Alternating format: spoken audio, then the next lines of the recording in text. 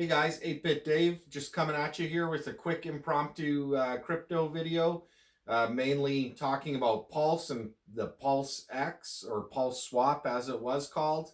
So the sacrifice phase is live right now, and you can sacrifice some coins, and then later on there'll be an airdrop at some future date. And one of the things that I wanted to touch on that I was thinking about is long time ago I had made a video more so as like a little bit of a warning, so to speak, about investing in. There was like some copycat coins where there was a huge bunch of liquidity locked with no keys, no way to move it out, and that kind of expressed my displeasure for that, or why I thought that was a bad idea. And then now I would like to point out why perhaps having a whale involved in an ecosystem is actually a good thing, and having liquidity, as I'd mentioned in that other video, on the side where somebody has keys and could move it around or do something with it is a good thing. So when the Pulse chain launches, it will be a mirror of Ethereum, and there will be PulseX launched, I believe, roughly at the same time. There'll be bridges from Ethereum to the Pulse chain. And with that being said, you'll be able to bridge tokens back and forth, and then you will be able to create new liquidity. And the reason why I like that is this gives a chance for big whales to actually create more liquidity in different areas. And one of the thoughts I had was, because I've been experimenting with liquidity. Actually, I don't want to talk about it too much, but it's on what we might call a ghost chain, and it has a fork of Uniswap version 2. And so I was playing around with liquidity. I'd just created a coin as an experiment, just try different things, different pools. And I discovered, because there's arbitrage bots on these chains, and they're just anywhere. I don't know who owns them or whatever, but whenever there's a difference between two sets, they make a trade and balance it out and, make a little bit of profit.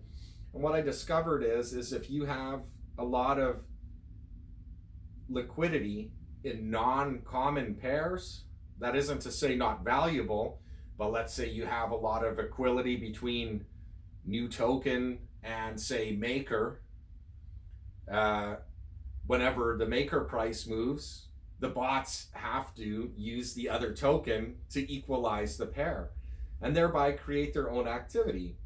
And when the common pairs have low liquidity, like maybe if there's a lot of liquidity with USDT, USDC, or DAI, or Ethereum on these chains, and most of the liquidity is in more unusual pairings, it seems to drive the price up over a longer period of time.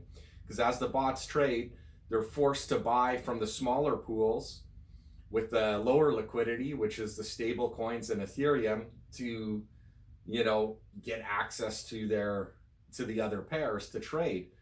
And then I thought about it, like, why hasn't Pulse Chain launched yet? And then why all of a sudden this third project? And then it dawned on me that obviously, you want to have like liquidity and places for people to trade and be able to actually get in and out of positions and do stuff.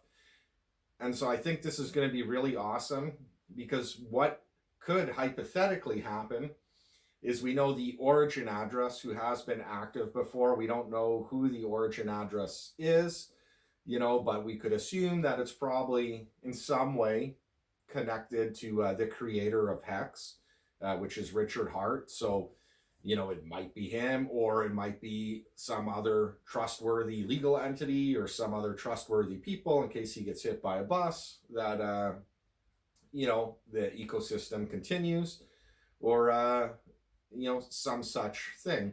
And it doesn't really matter who it is, but the OA and other larger whales could hypothetically do something that's very bananas. And here was my thought process. So when the chain splits and creates the Pulse chain, you will have copies of hex on Pulse, and then you will have the eHEX.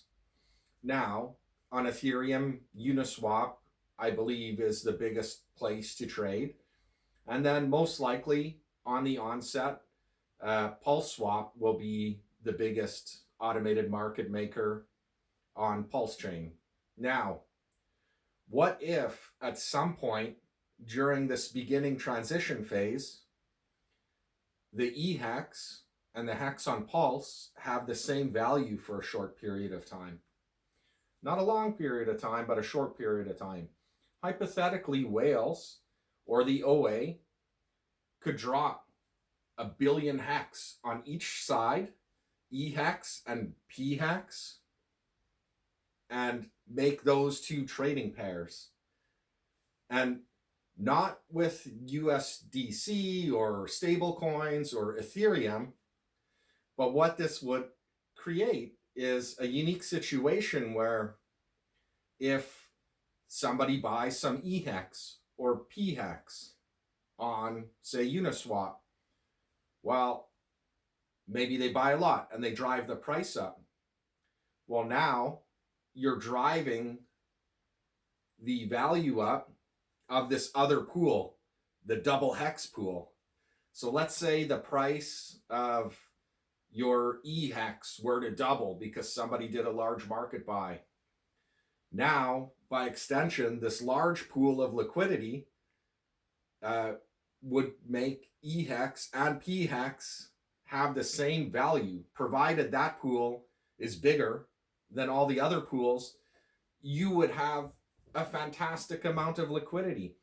Like imagine each pool, like the eHEX and pHex, had 2 billion hex each, and then your smaller pool, like the USDC pool, had a very small amount, like less than 1 million hex, like very illiquid, and somebody buys half of it and pushes it up to 50 cents. Well, now this billion hex eHEX becomes worth $1 billion, and the liquidity on the other side also ends up becoming worth $1 billion.